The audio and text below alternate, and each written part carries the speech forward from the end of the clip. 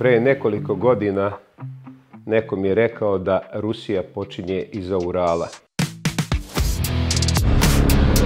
Skidaj, brate, guli to.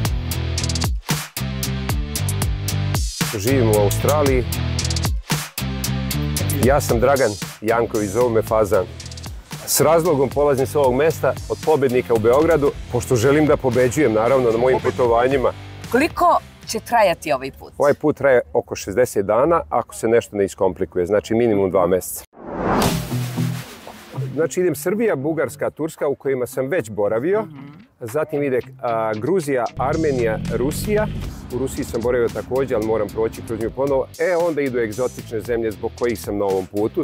To je Kazahstan, Kirgistan, Uzbekistan, Tadžikistan i možda još jedna zemlja koja je za sada tajna, pošto nisam siguran.